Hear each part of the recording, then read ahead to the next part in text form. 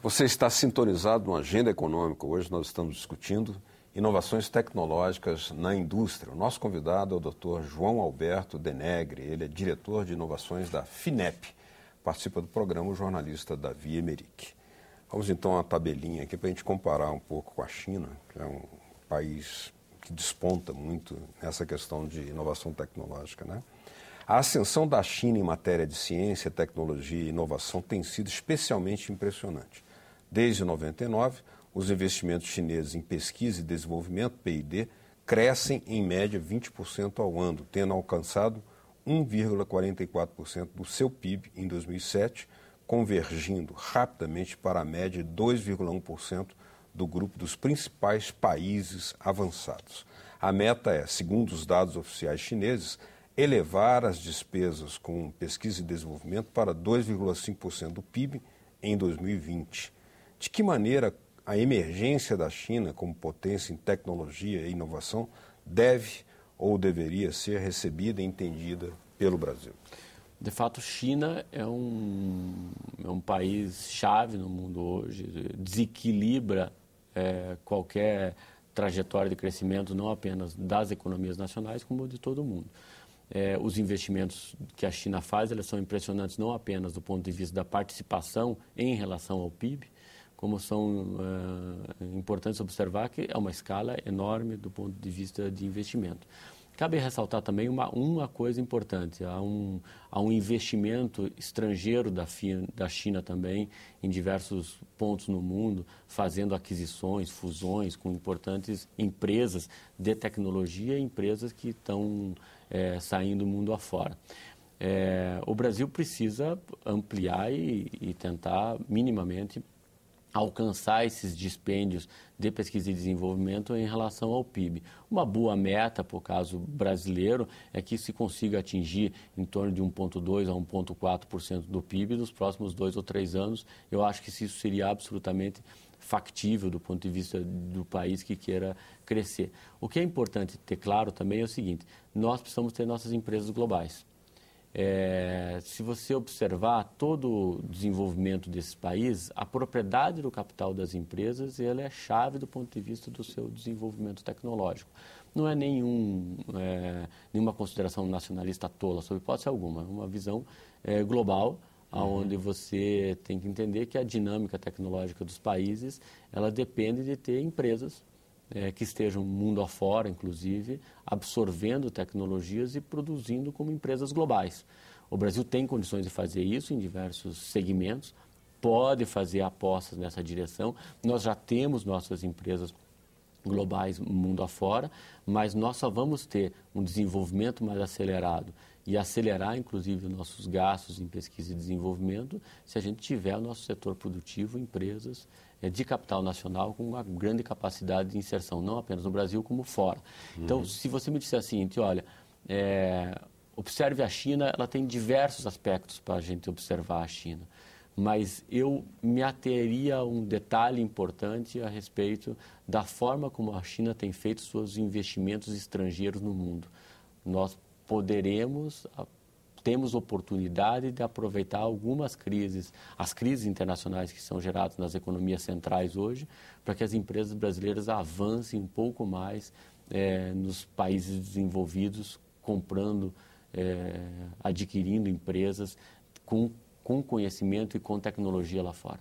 O senhor tem, provavelmente a FINEP acompanha isso, o senhor tem dimensão dessas empresas brasileiras que já atuam no exterior, por exemplo, a gente sabe, a Friboi está lá, já tem várias empresas de agronegócio, construção civil, tem a quantificar o volume dessas empresas que operam no exterior e dessas empresas, quais são os segmentos que estão já aportando, esse processo aporta tecnologia nova, ou quais as empresas que só estão lá e que não aportou nada de novo ainda para nós? É possível fazer uma discussão desse tipo? Depende do segmento que atua. É por isso que aquela nossa pergunta no bloco anterior e aquela consideração de que o Brasil precisa estabelecer alguns focos, e esses focos são importantes do ponto de vista do nosso desenvolvimento. É evidente que nós estamos em siderurgia, estamos em carne, em alimentos, bebidas. O Brasil também no setor financeiro, que você se referiu há pouco, como um dos setores que que o Brasil avançou do ponto de vista tecnológico, em segmentos aeronáuticos nós estamos também, em todos os segmentos de engenharia, construção civil, inclusive que envolve grandes construções no exterior, portos, etc. O Brasil tem participação efetivamente nisso. Agora, o que é interessante observar é o seguinte, é possível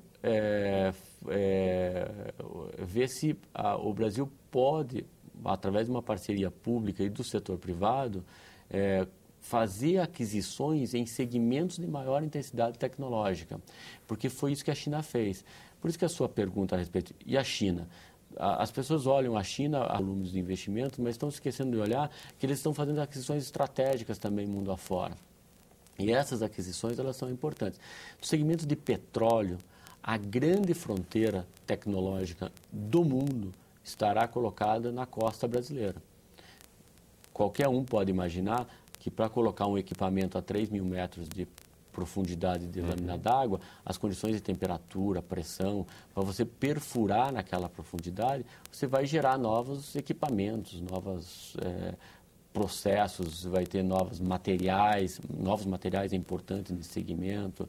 Então, vai ter uma engenharia sofisticada.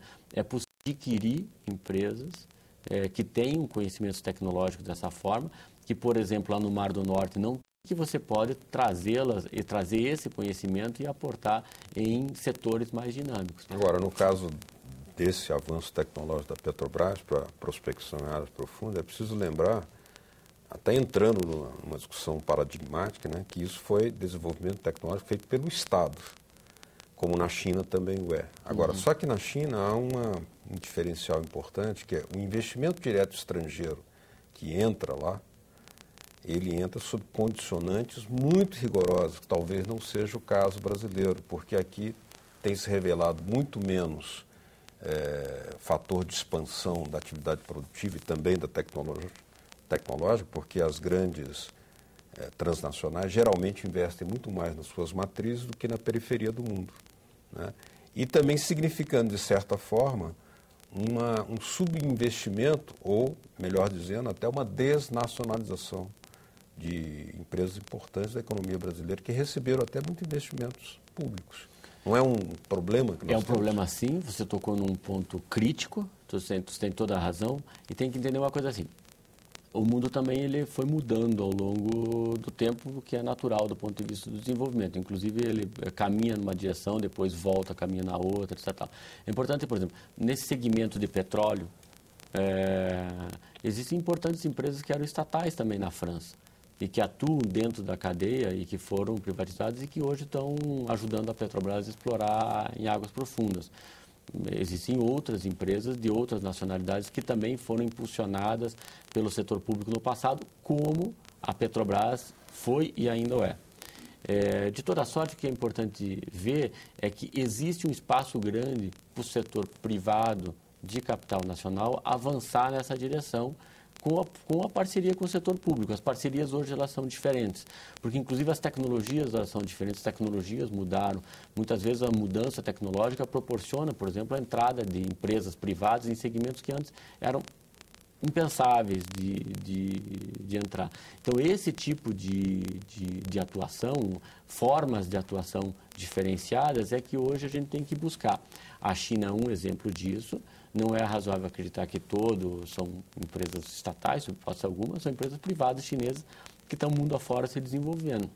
A Coreia é um exemplo também de setor produtivo que é agressivo do ponto de vista do mundo, tem suas grandes empresas e o Brasil tem capacidade de ousar nessa direção. Não é razoável acreditar que o Brasil não possa dar passos mais ousados que tem dado ultimamente. Ou seja, se nós fazemos grandes investimentos para estar presente em segmentos do setor de alimentos, como carnes, etc., nós podemos dar saltos em direção a segmentos de maior intensidade de conhecimento e tecnologia. Quais seriam esses passos mais ousados? Por exemplo, condicionar o investimento direto estrangeiro ao desenvolvimento tecnológico interno, por exemplo? Isso pode ser, existem políticas nessa direção, todos os países lançam mão disso.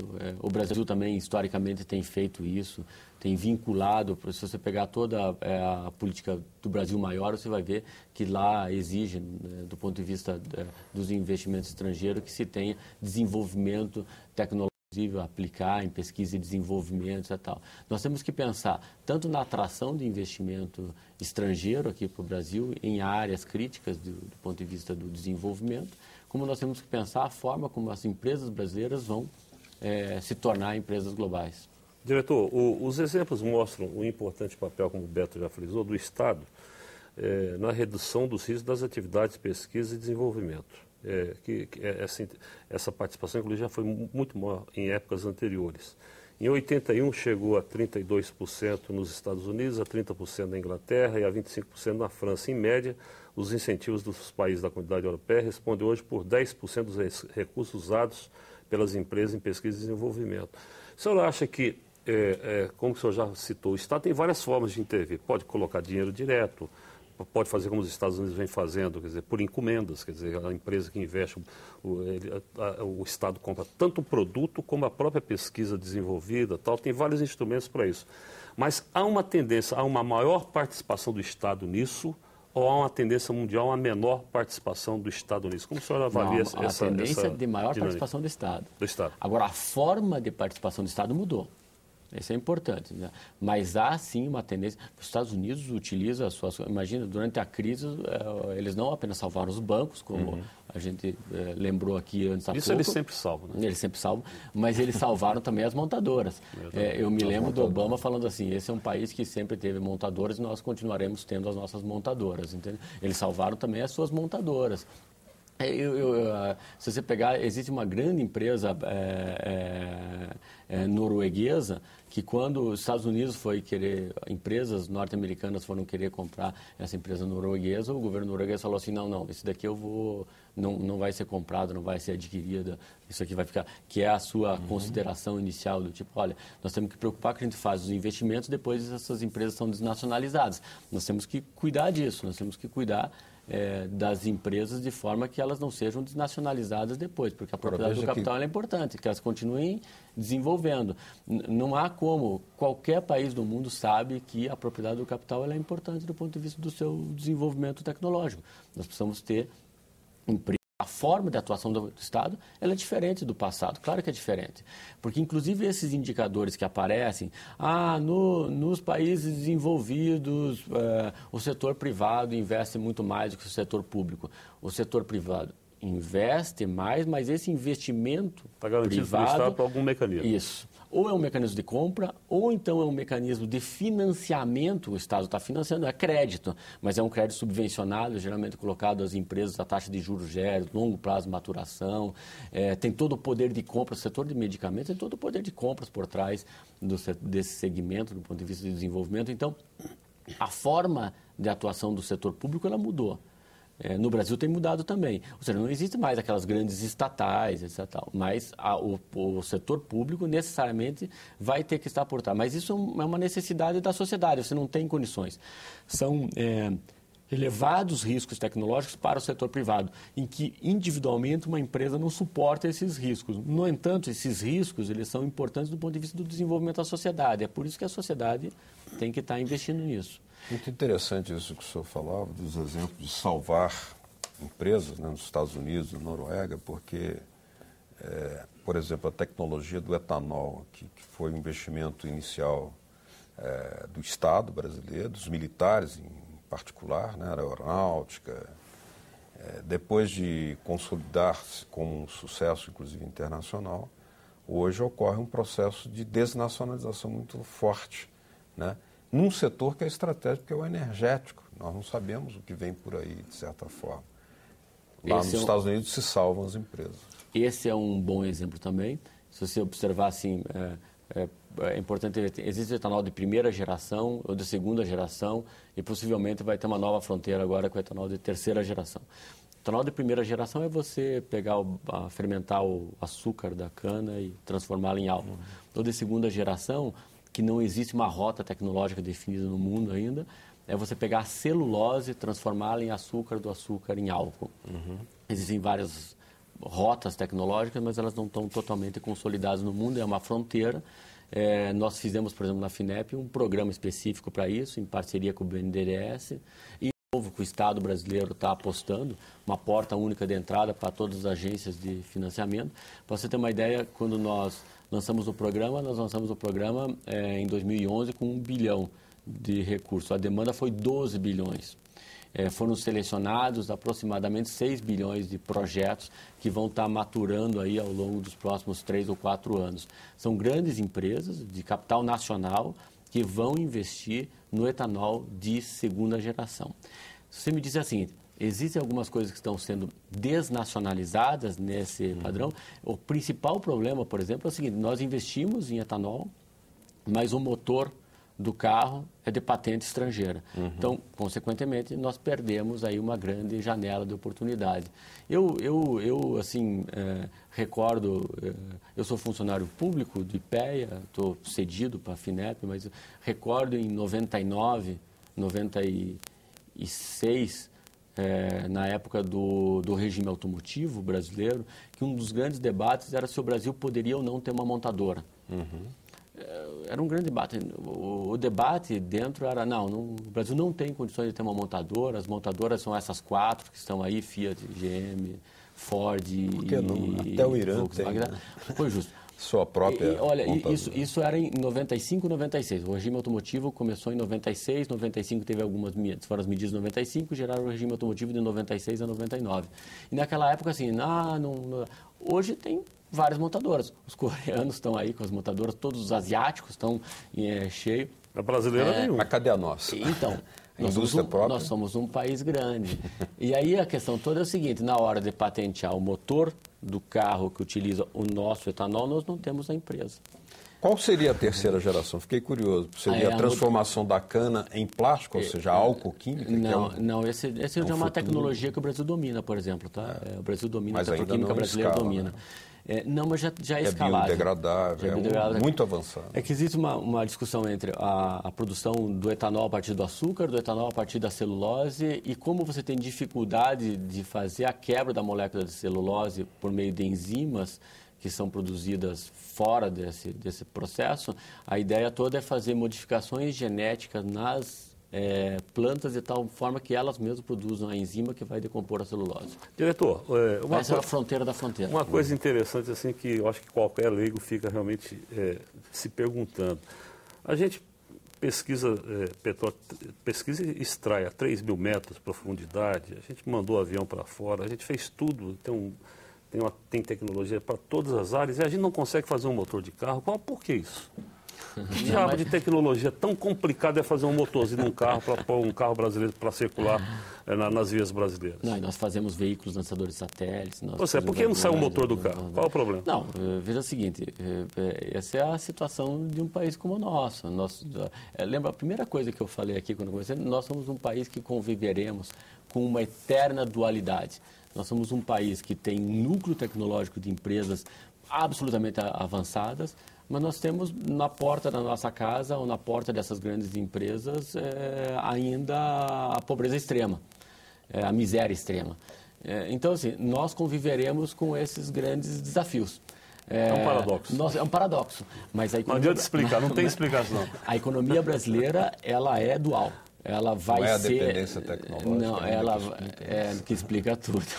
Mas ela é, de fato, uma das características. Nós conviveremos durante as próximas décadas com essa dualidade.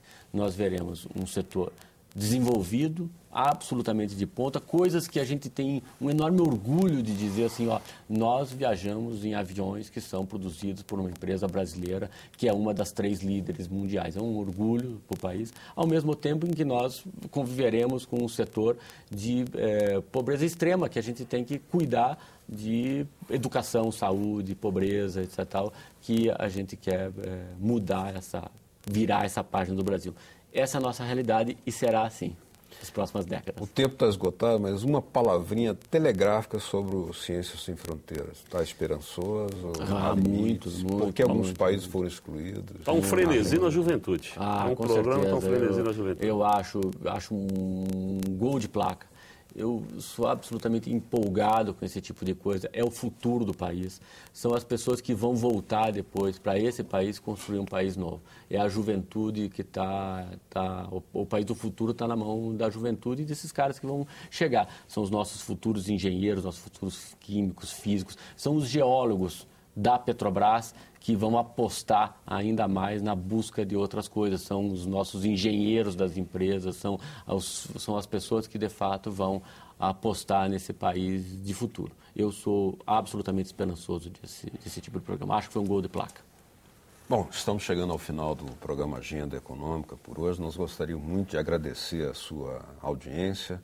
Esperamos as suas críticas, as suas propostas, as suas dicas, as suas sugestões de pauta. Elas são muito bem-vindas e elas podem ser enviadas para esse endereço que está aí na sua telinha, www.senado.leg.br/TV. Muito obrigado mesmo pela sua audiência. Queremos agradecer muito aqui a presença do Dr. João Alberto Denegre. Obrigado pelo convite. Obrigado mesmo. E também ao meu amigo e colega Davi Emerick pela sua participação. Até o próximo Agenda Econômica. Tchau.